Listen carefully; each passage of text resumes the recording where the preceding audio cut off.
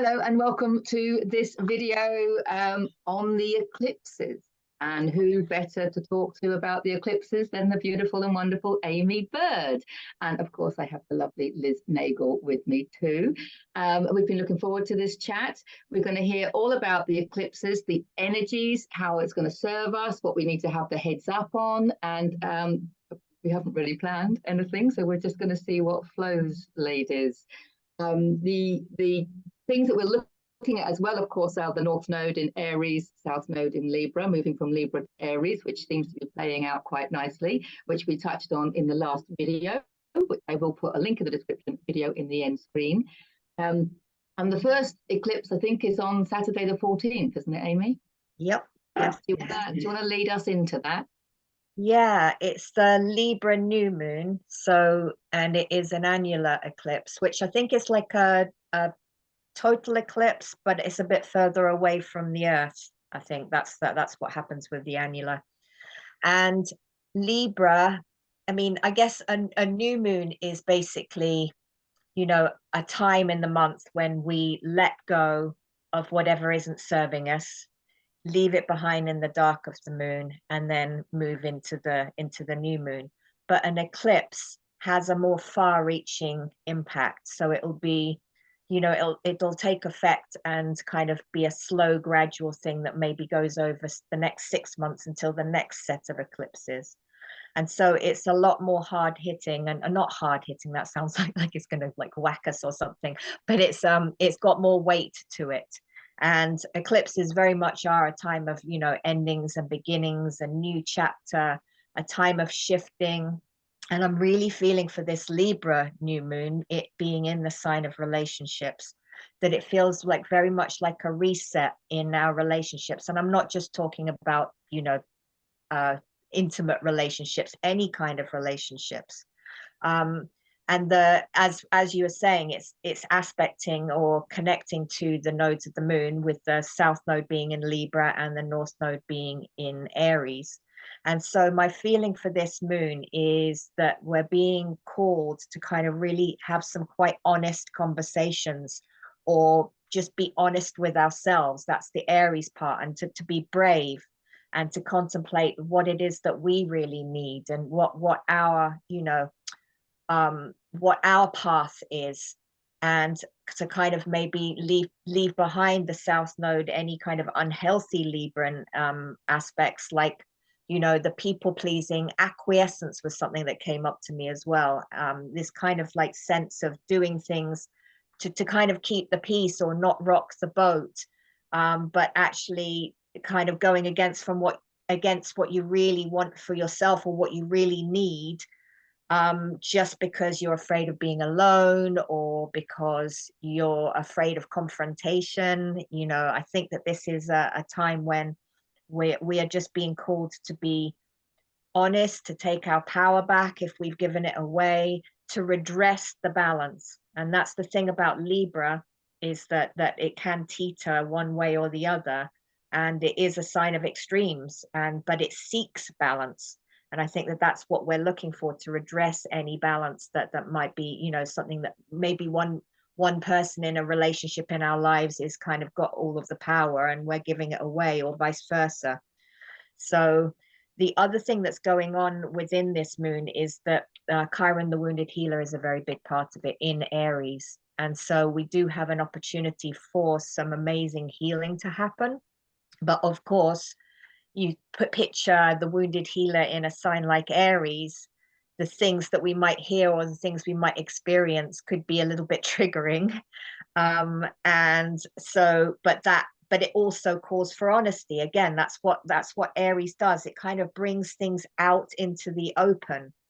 And then we also have Uranus involved in the picture, and Uranus has been so very present in recent times. And it's basically helping us to kind of let go of unhealthy attachments. I think there's a sense of a clearing. I'm getting a very strong sense of a reset. I'm hearing of some relationships actually, completely breaking. And I think that with some, maybe what needs to happen is that it just completely breaks, so that then you can walk away, and then maybe put the pieces back together in a different way, maybe not.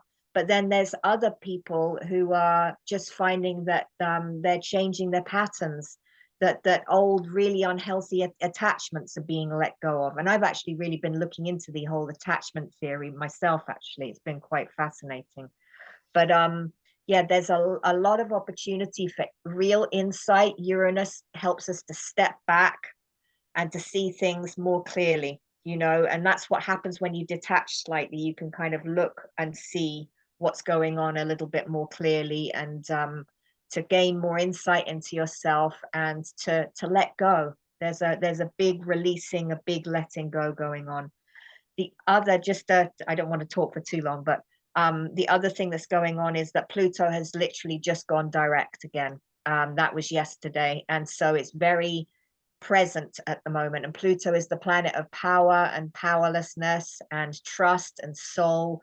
So there's an exposing element to Pluto as well, where it can kind of reveal the stuff that's going underneath the surface, and it can help us with our honesty. And Mars is also in Scorpio, which is Pluto's sign, a sense of really being honest, to the point of, you know, exposing ourselves to ourselves, even, you know, to be able to see the darkness, to see the shadows, bring them out into the light, to be honest with people about maybe the things that we might usually prefer not to show because of the Libra, and I want to present the pretty picture, you know, and but actually to be honest about things that you might not usually show, or be scared to show, or be scared to admit to someone about our psychological flaws, or if you can call them flaws, but, you know, like the things that we're ashamed of, or our fears, or our deep emotions. This seems to me to be an opportunity to kind of to actually allow other to see that part of ourselves, which can lead them to know us better. And so and also with Pluto, I think that there may be more of an awareness of how power plays out in our lives. Power imbalances, how we give it away, or how we manipulate. I mean, we've all got it in us. So yeah, that's basically the gist of it. I can talk about the Taurus full moon, which will be at the end of the month, but it feels like maybe that's a little bit further down the conversation. Okay, what day is the second eclipse on? The second one is Taurus one. The Taurus one is on the 28th. 28th. Yeah. I feel like I've just talked enough, so we'll play around with the Libra new moon and can talk about the Taurus one later. Well, the only question I have straight away is I'm just interested to know. So you say Chiron in Aries, okay, wounded healer, and Uranus is in which sign? Taurus. Okay. Which again feels a bit like undoing attachments, you know, because Taurus can get quite attached to things. You know, that's one of it's the earth sign that likes stuff, but also gets quite attached to people and situations, whereas Uranus is that clearing energy. So okay. I'm intrigued to know where Uranus was in my own chart, 2 years ago, when everything that you've just said about this, going to extremes as well, but this letting go and maybe picking the pieces up and coming back together, because that was really relevant for us. And it was at the same time that we had this massive non-attachment, you know, when we sold one house and just thought we were going to go traveling, so it was quite easy. We ended up just literally getting rid of everything, and it felt beautiful. It just felt really good and liberating. We didn't go traveling, we got somewhere else and then had to get some more stuff in, but there was that feeling. But that non-attachment is definitely what I would call a spiritual lesson. It's that lovely phrase, needing nothing attracts everything. Yeah, and I guess the attachment part of things can relate to so many areas of our life. It can be the physical, but it also can be the emotional and people, and, you know, even outcomes, right? Getting attached to the way something might end up being. Expectations. Yeah, exactly. So I think we've had Uranus has been in Taurus for about, I think, 3.5 years-ish, something like that at this point, or maybe a little bit longer. Actually, probably more like 4 or 5 years at this point. So yes, so it's been going through a process of exactly what you've just experienced. So I would say Uranus probably was very active at that time. Oh wow. I'm just honing in on the Pluto and power and powerlessness, and because that's, you know, what I was talking about off camera, about the radical responsibility, you know, like I am creating it all. So, you know, even the you were saying about, you know, being more vulnerable, you know, showing our true selves to other.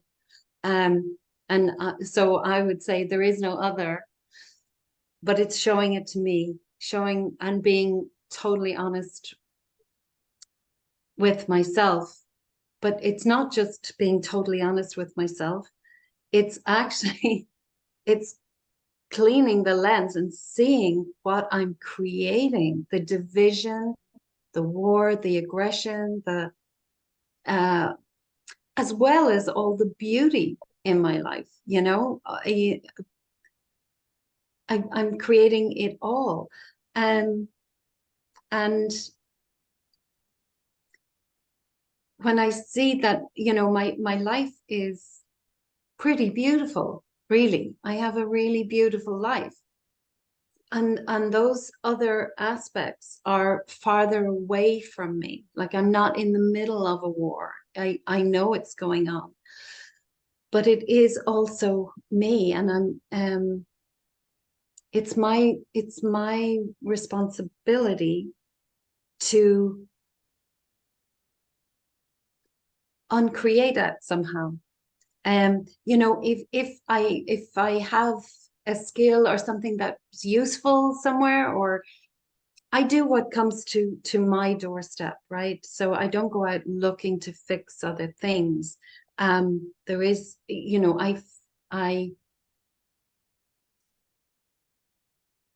what's in my field of awareness is where I have my power. And if I'm looking at a war going on across the world or across the country or across the road even, you know, and I'm powerless to help in any way, either I don't have the right skills, or I don't have money to offer, or I have nothing tangible to offer, then the way I regain my power is by understanding that in some way I have added to the creation of that. Not in any kind of a blame way, but in a heart-opening, compassionate way.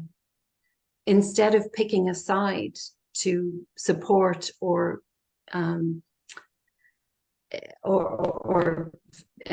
what's the other word? Be vindictive. You know, there's a victim and a perpetrator. Instead of picking a side to support, I actually see that I've created both sides. And rather than thinking, oh, that's terrible, I shouldn't have done that, it's like, oh, how can I uncreate that? How can I create something different? Stand in my power, you know, stand in my power. Pluto, use it. It's moving direct now. We've got that power to uncreate conflict in our own lives and create something from love instead of fear. Move above the fear into the higher frequencies of love or truth, peace. Yeah. It's interesting. when you talked about responsibility, because Pluto is in Capricorn, it's just Yes. coming to the end of it, and Capricorn is the sign of responsibility. And I think we said in the last video, we were talking about radical responsibility for ourselves, you know, and that's basically where it is. And yeah, so that makes absolute sense. Wow, and it's amazing now that having listened to both of you, because as you know, I did pull some cards on the eclipses, and you know, they made some sense to me, but listening to you two now, it's really put a little bit more depth into it. So I'll just have a quick look through, because I think it's probably quite relevant. Because the first one that came out was the Ace of Pentacles, which of course, for my interpretation, Pentacles is abundance, not just coins, the abundance of everything. So we know that there is a spiritually guided new path of abundance. And of course, that is an abundance of joy, health, happiness, love. And I want to say no suffering, because, you know, it's abundance of health. It's an abundance of everything that you want in life, everything that you desire, everything that you choose, everything that your soul wants you to have, everything that you came here, your birthright, you know, to have this divine love. Sorry, Liz, you wanted to say? Well, just everything that to help you thrive, everything to help life evolve, really. Definitely, definitely. And it's Earth, of course. So we're talking Mother Earth. We're talking, you know, physical Earth. We're talking, yeah, that beautiful, you know, yeah, Mother Earth, I want to say. But exactly. Of course, so there's no suffering in this path. So it's saying that there is this new path of abundance, of peace, you know, not just peace. Well, obviously, peace outside of us will come when we have reached that frequency of peace within. But this was the interesting one, I think, because the Four of Cups, because my usual interpretation of it is not having gratitude for this. But what came to me while you were talking, Liz, is that he's only focused because he's not happy. Look at him, right? He's not happy, and his arms are folded. He's not, you know, he's the usual interpretation is that he's bored, but he's looking at what's in front of him, and he's only seeing what's in front of him. He's not looking around him, and he's showing his unhappiness at what is in front of him. And let's not forget that cups are the water sign and the emotions. So he's looking at the emotions that are right in front of him. So first of all, I do want to say, just switch off media, because it's like we're not going to see, you know, this is his dreams coming in. This is coming in like this one, you know, when it's coming in from the side, from a cloud like that, it's existing in the all that is, because everything already exists in the now moment. But you only get to experience that which you resonate with. So this is his dreams or his soul's desires or his destiny, his path. I mean, the way that is for him to align with that, with his divinity and with that, whatever it is, his abundance that's going to thrive. Liz, you want to say something? Yes, teacher. Can I?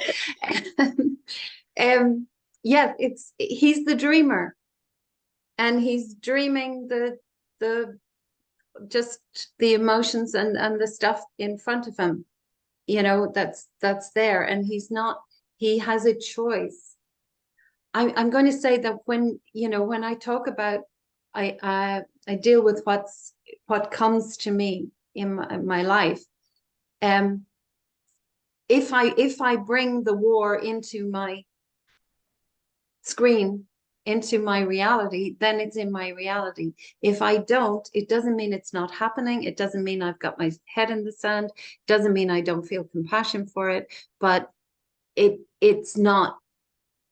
I get a bit of distance from it, so that then I maybe can see that I can dream something new. I can dream the new path, the new way, with the Ace of Pentacles. Yeah, exactly. And that's exactly what I think this card is saying. It's saying that we need to focus on what we want to create. Okay, and focus on the joy. And as Liz said, it's not about putting your head in the sand. And I said to someone, we spoke earlier, didn't we? But, you know, someone that was really suffering about this at the moment. And it's not about not caring, because, you know, we all, well, you know, we care. Of course we care. Not only do we care, I feel, I can only speak for me, I guess, but there is only me, right? But my heart is so open wide with love and compassion for all of it, all of humanity, you know, victims, perpetrators, the whole lot. You know, it's not about not caring. It's actually about raising your frequency and expanding into a level of love that encompasses the all that is and everybody involved. So you're actually loving, I think, at a greater level, but it means that you're not being triggered. He is being quite triggered by what's in front of him, what he's seeing, because look, he's not happy. So, but he is the creator. He is the creator, and we create the collective from the frequency that we are. This is the one thing that really woke me up, was when I realized that whatever overall frequency I am vibrating at is my contribution to the collective. So I would say I am me and the collective. Yeah. I am the collective. Therefore, so, yeah. So whatever I'm feeling is, well, yes, but if you're talking, I'm just going to bring it down a couple of levels to talk about people that are in suffering, people that are feeling suffering at this time. They are a part of us, that you know, obviously, but to help them, it's a case of seeing the bigger picture. And this is the bigger picture. I mean, I've talked before about, you know, the importance of looking at everything from a soul level and understanding that we create our own reality, and we actually choose our own adversity, which is the next part, because how perfect is this? So, he's coming next as a beautiful, powerful reminder. So this is Pluto. Manifestation, right? He's the most powerful creator. He's the magician. He's the alchemist. And that's exactly what we're talking about. We're talking about alchemizing the suffering into love. And your sound is breaking up, Deborah, sometimes. Oh, sorry. For me, anyway. Yeah, and me. Yeah. Oh, okay. Am I okay now? Yeah. So he's basically a reminder that there's the infinite abundance that is available to all of us, and it's up to us to raise our level of consciousness to be able to see the bigger picture, that we are the creators and that we are creating it all, and that our frequency is the most important thing. And if you do want to help others, there are no others, but if you do want to help the parts of you that are feeling suffering, it's by looking, well, as I've said before, for me, it helped by looking at everything from a soul level and understanding that we all chose our adversity in order to learn to grow and evolve through it. So when you understand that, it does kind of help. But this is a real reminder, we are the creators of it all. And so this is the power of Pluto that you were talking about. Yes. I think the last one is the Page of Wands. Of course, Wands is the transformation that's going on within the cells of our body. This non-attachment that you were talking about, Amy, I think it's really important, non-attachment to all sorts of things. I'm seeing a lot of addictions that are being healed just through people's rise in frequency. They're no longer vibrating they're no longer resonating with whatever substance, thoughts, whatever it was that they were, you know, addicted to, that they were kind of like a slave to. It's letting go, like you said, the Uranus letting go. It's letting go of all of that. So there's a transformation to be had, because wands are obviously fire. We've also got this fire here, which has got to be important because of all the Aries going on. They're moving towards Aries and the fire, and I mean, obviously Aries is a very fiery sign. But pages are opportunities and offers coming in. And my interpretation is that it's with wands is that it's physical action in the physical world. And so these eclipses, I think, are bringing us opportunities to behave differently, opportunities to act differently, and opportunities to, like you said, to bring in what it is that we want to create. And it's really important. And I think understanding this school of there is only me is really important, because if you do find yourself, and this is what you were saying, Amy, as well, about the Libra traits, which we're moving away from, if you feel like you're just doing something because, oh, that's the way it is, and people won't understand me if I do it differently, or whatever it might be. They'll reject me. Exactly. But if it's something that you feel strongly about, and if it's something that, that your soul just wants to do, there is only you. So please go and do it. Because that's what he's saying. That's what he's saying. Please go and do it, because you are the creator. And whatever it is that you want to do, it's only your fear that's stopping you from doing it. Because what's going to come in, of course, is this, which is what your soul wants for you, which is new path of abundance, total abundance. Perfect. I was also looking at the one with the cups and thinking, isn't that the gift as well? Is it like that you're so busy looking at kind of what's in front of you and your feelings and everything, that you're not recognizing that there's an actual gift in the situation as well? That was what I first thought as well when I looked at that. So you're spot on. You're spot on, Amy, because looking at the shadow, and that's the shadow, and there's the gift. What's coming in is your siddhi. Yeah. Well, no, that's the gift. But and then the siddhi is a realization from the gift. Yeah. That's when you get to this abundance coming in will be your siddhi, and the cup coming in is your gift. Yeah. Well spotted. Yeah.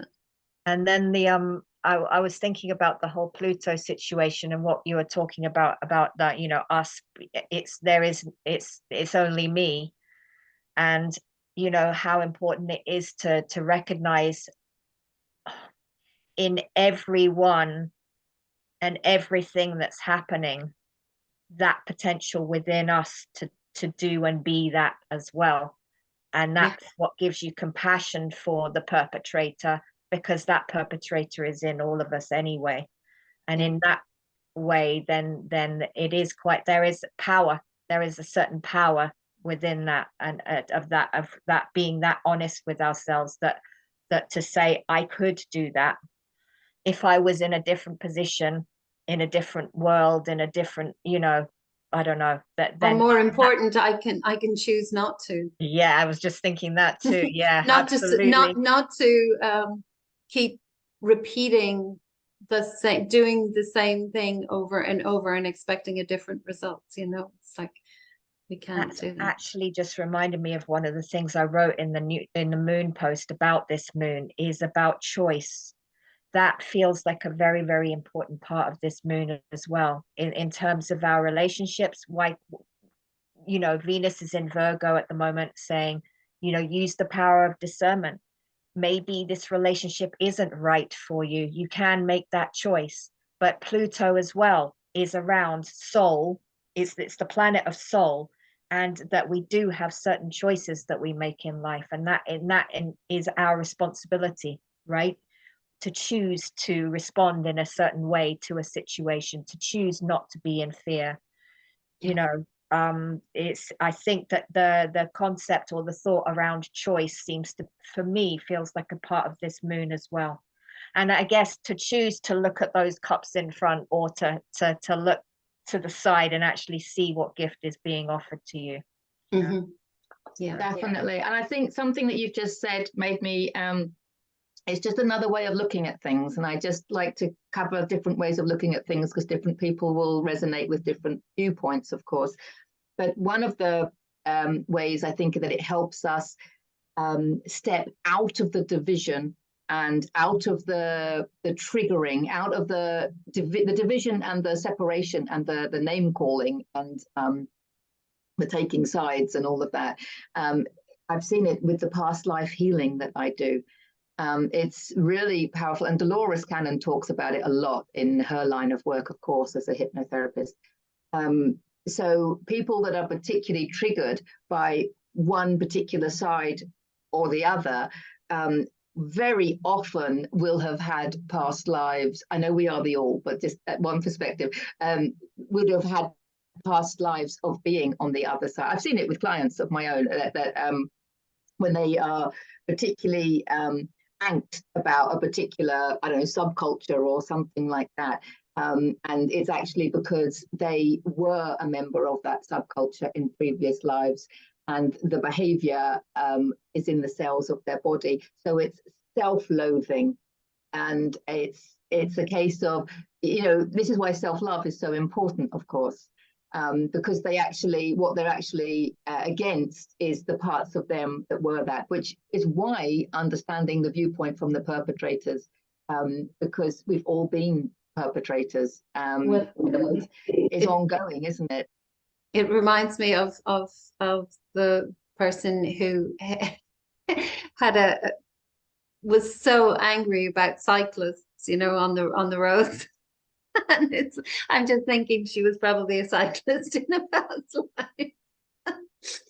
Exactly, but you see it all the time. Is that well, we see it even with our own children or our own parents or our sisters or our brothers.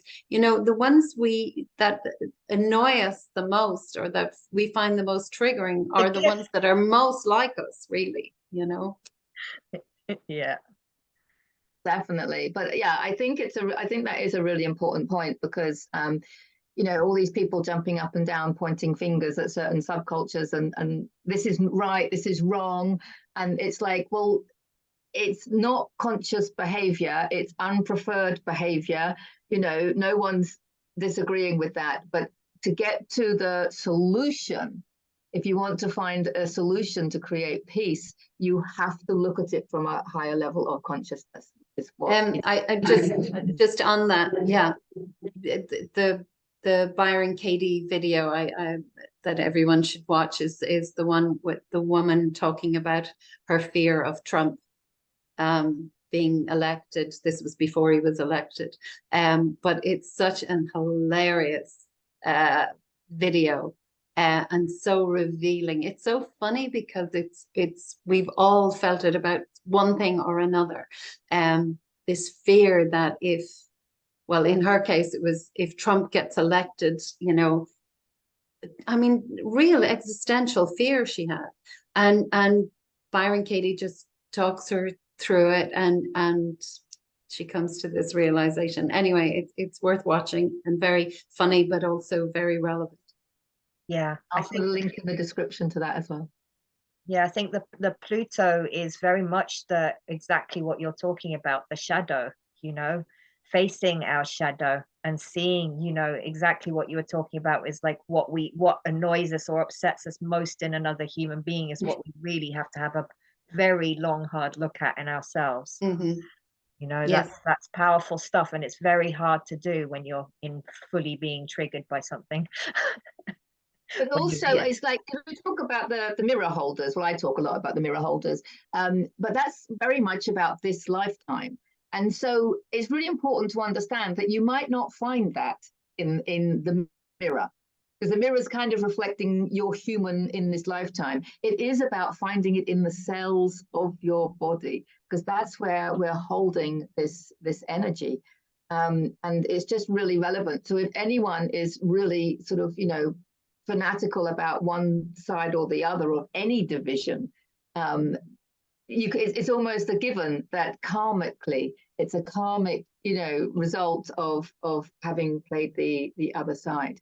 And I do recommend Dolores Cannon's books, The Convoluted Universe particularly. There's a series of them, because she talks a lot about this stuff, and I think it is kind of relevant, and it's been relevant for me just to help me see that bigger picture. And I think that's the most important thing, because otherwise people do accuse you of sticking your head in the sand and, not caring. And of course, it's so the opposite. It's so just opening your heart and just seeing all of humanity as this probably fits in with the age of Aquarius, doesn't it? Because I'm just thinking Aquarius being humanity. It's us having this ability to look at all of humanity and just to love it all, knowing that everything is a reflection of a part of us.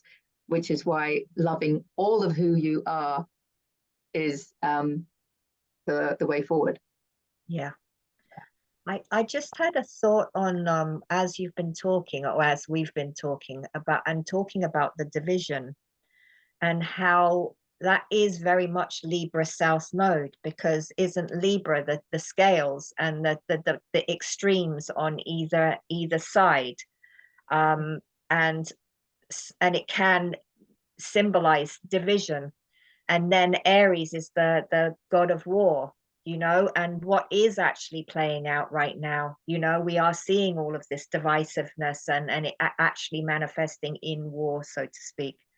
And so I feel like maybe, and I think this has come up in the last couple of videos I've done. I think that feeling of just how divisive a world we're living in at the moment, and how there's so many different reasons for division. There's so many different subject matter that and they're making them up. They're making up more reasons to cause division that are ridiculous. But yeah, and I wonder whether that's what is going to be playing out over the next, during this Libra Aries for the next, it'll be about 15 months now. But then after that, it will be going into South Node in Virgo, North Node in Pisces. And hopefully that'll lead to some healing. Yeah. But sorry, it just, like, we've talked before that my North Node is Libra and South Node is Aries. So the exact opposite of what's going on in the collective. It's like I'm just giggling to myself. See, Liz, there is only you. There is only me. I've dreamed it all up. I've dreamed it all up. Fucking hell. I am, says Aries. Yeah, I am. Libra is the wishy-washy Maya dream. Yeah. Virgo to Pisces is interesting for me, of course. My sun is in Virgo. Yes. And Pisces is the most spiritual zodiac, and the way that we're kind of moving. So yeah, well, that already feels good to me. Quite exciting. Yeah. Because the Virgo can be quite anal and quite, about doing things. I'm very aware of my Virgo traits, but it would be quite nice to move away from them a little bit.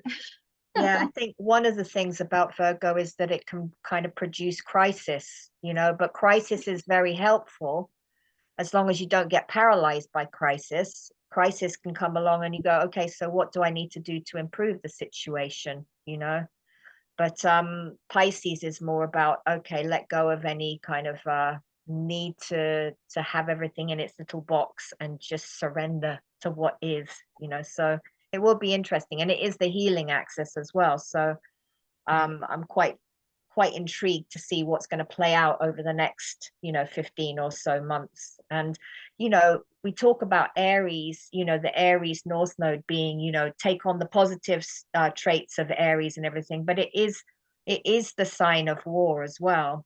And so there will be these kind of like, this the shadow side playing out as well. I'm sure it won't all be sweetness and light, because Aries isn't sweetness and light anyway. It's a very direct, forceful energy. So but it doesn't have to result in war. We can reclaim that, and it can be a force of peaceful revolution also, absolutely.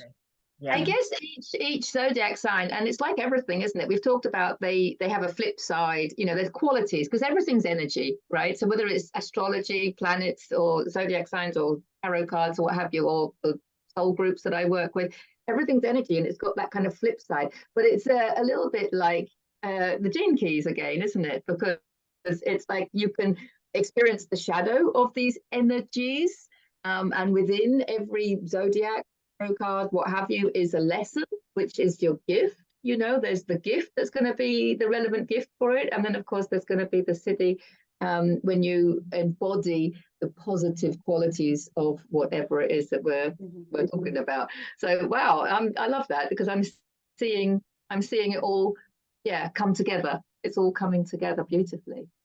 Yep. It's And that's the whole point of having the astrologer, the mystic, and the tarot reader. Wow. Is there anything else that you think we need to know about this first eclipse? Did you want to talk about the second eclipse? Yes, I'll talk about the second one. The thing that's following through both eclipses is that literally this week, Venus went into Virgo, speaking of Virgo, and Mars went into Scorpio.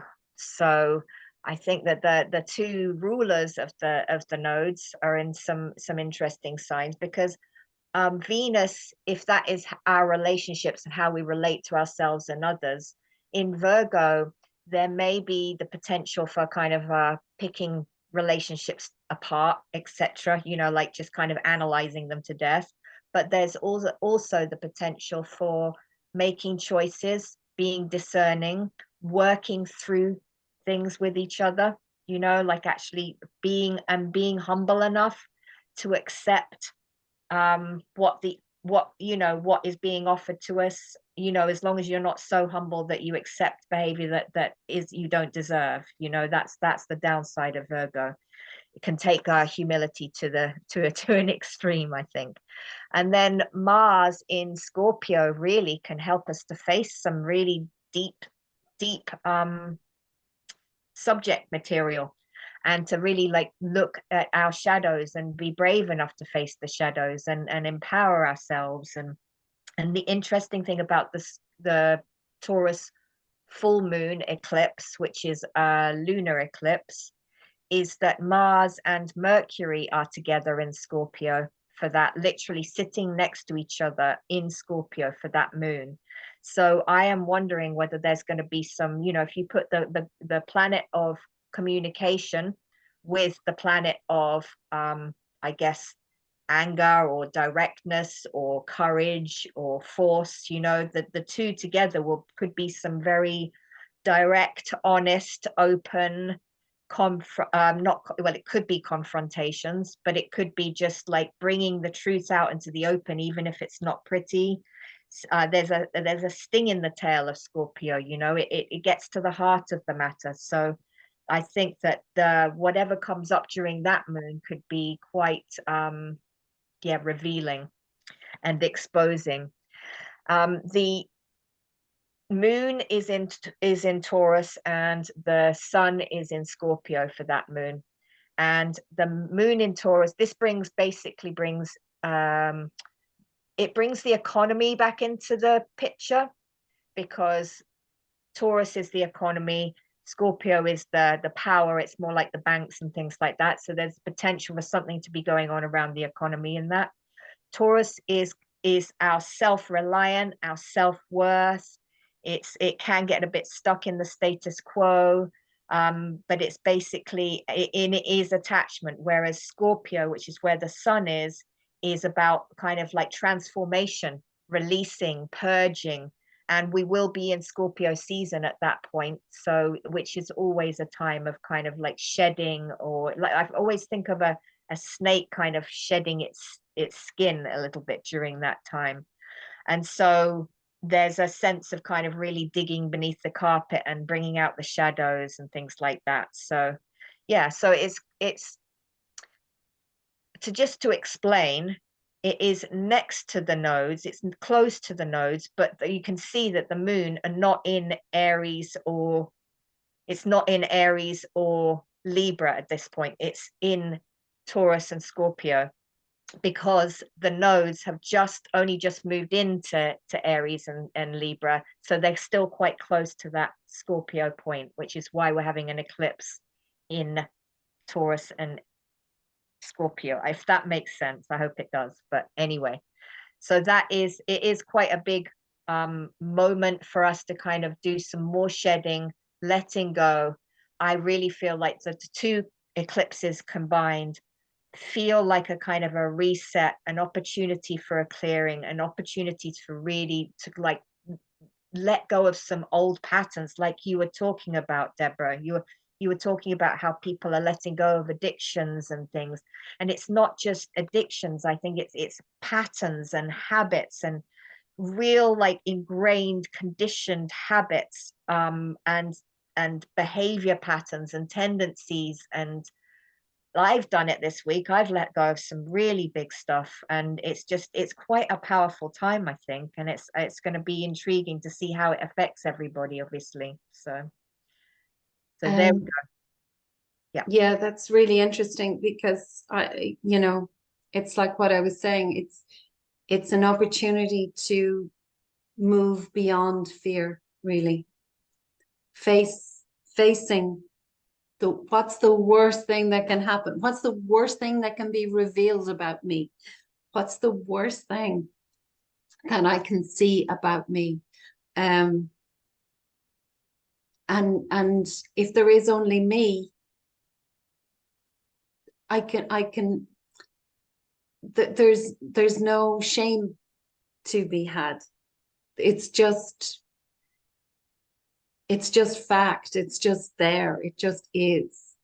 And is that really how I want to continue?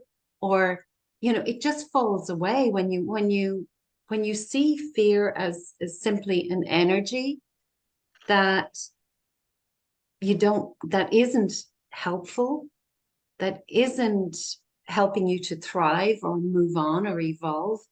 That's all it is. It's like suddenly it loses its power over you. And the more you can move away from that, and let go of it and release it, the more you get to thrive and move into that higher frequency of peace. Yeah.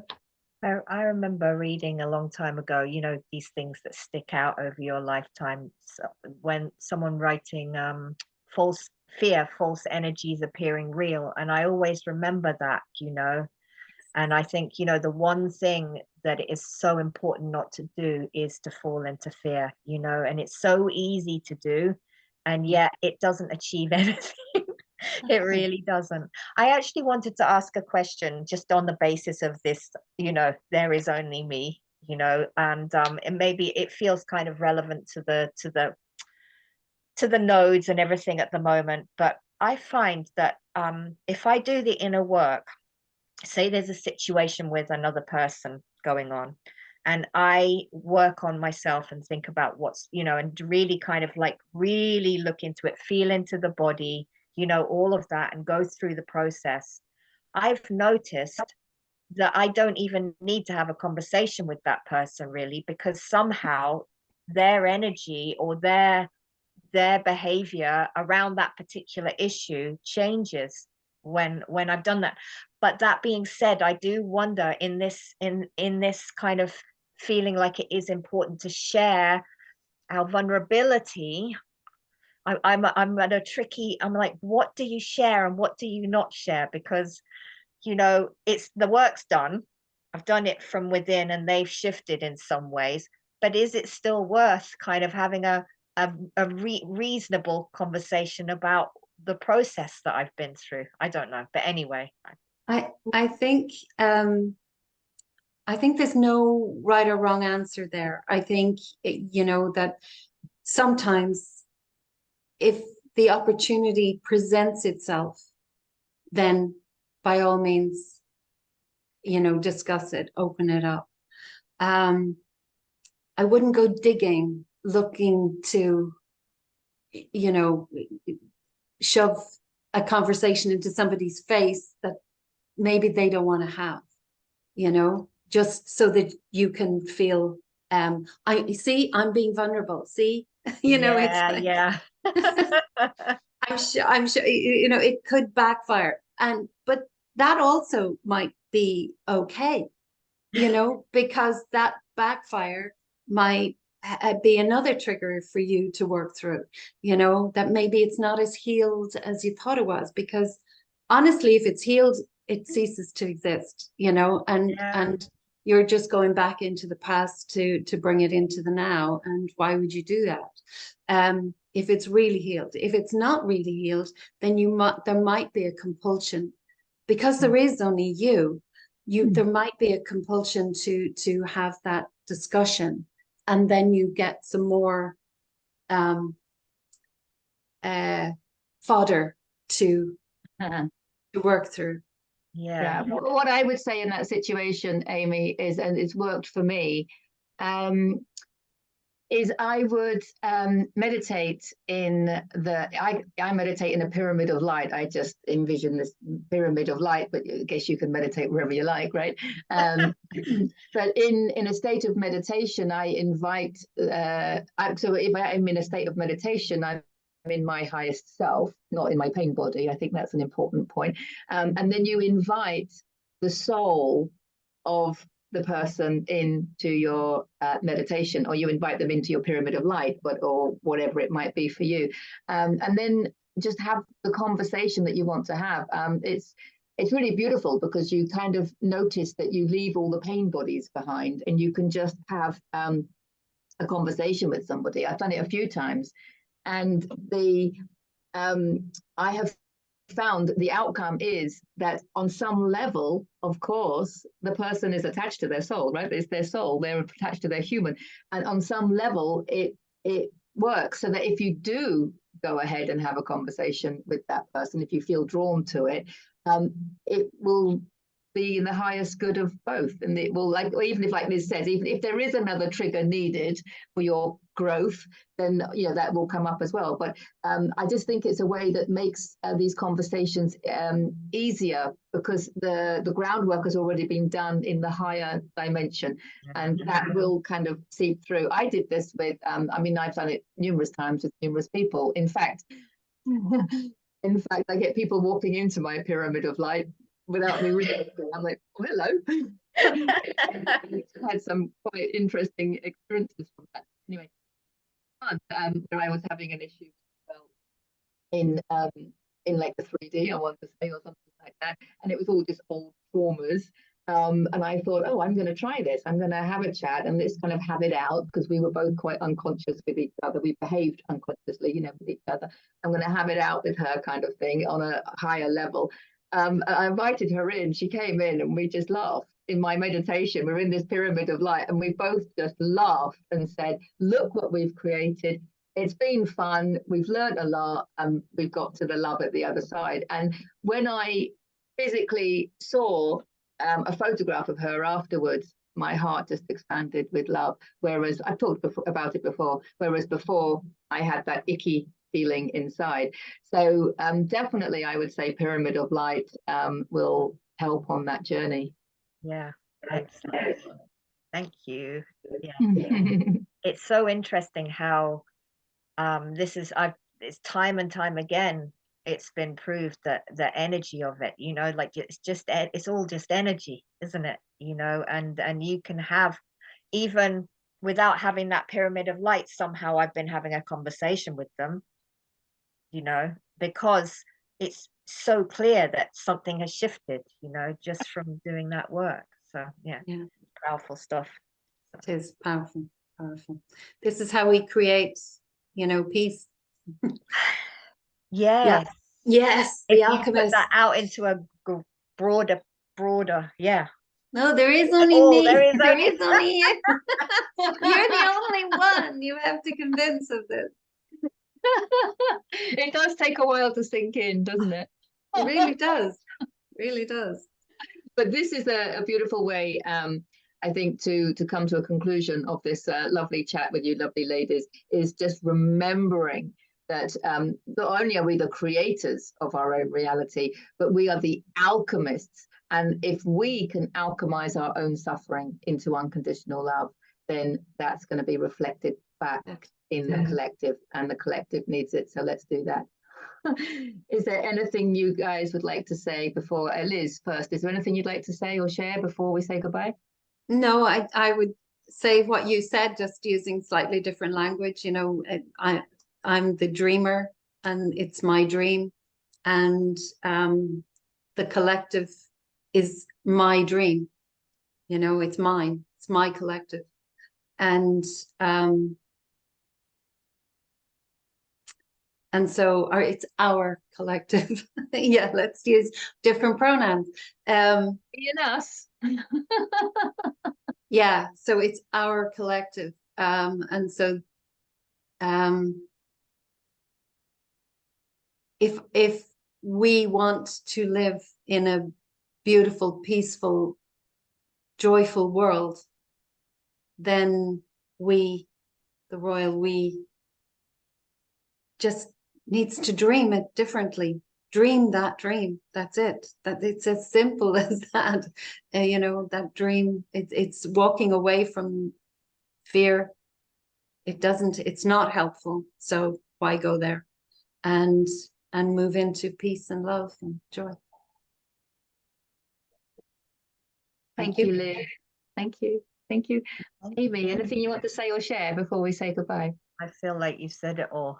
Yeah, and I love that the magician, you know, what would just manifest love, just love. Yeah. Love, truth, peace. Taking action on that love, though. This is action.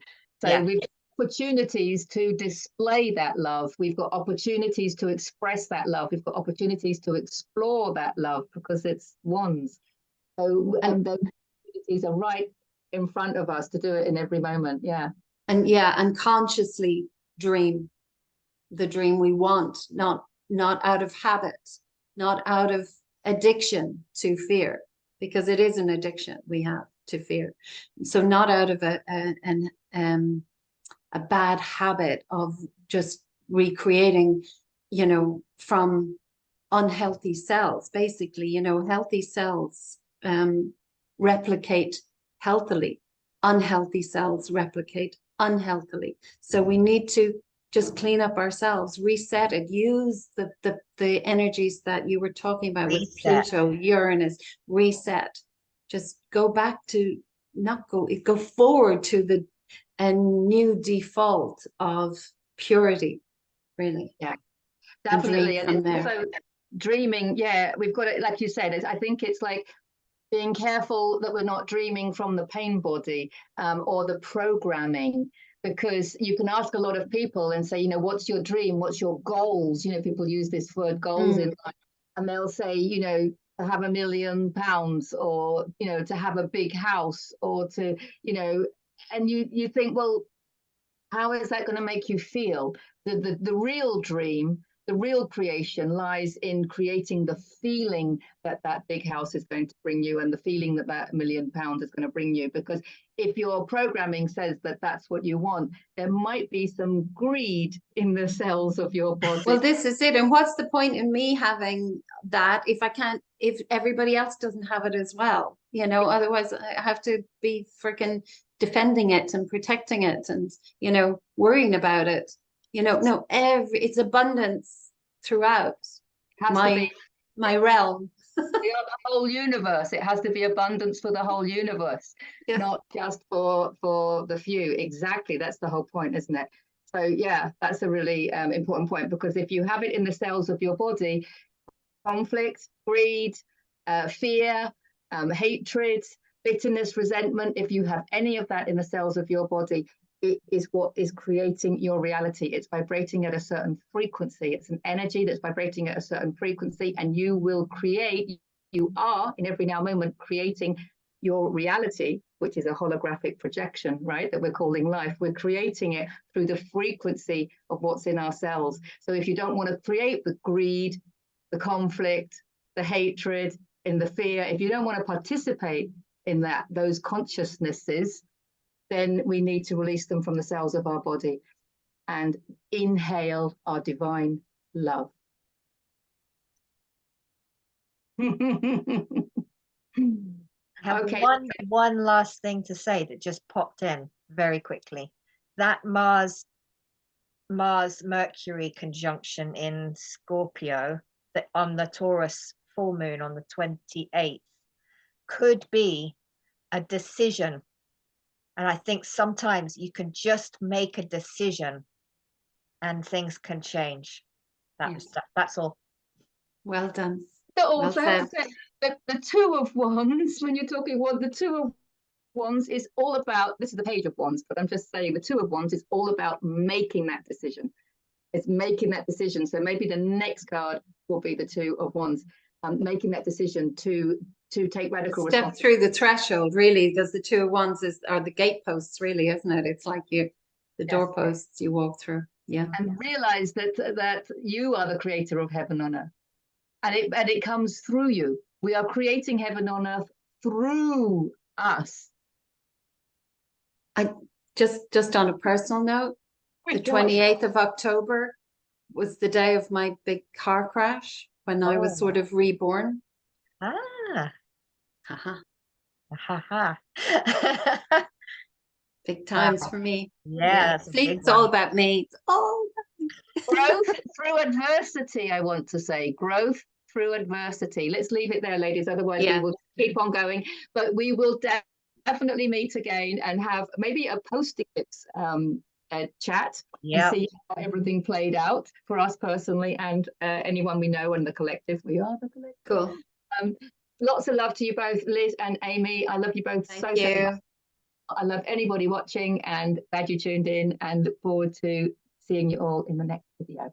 So bye for now. Bye.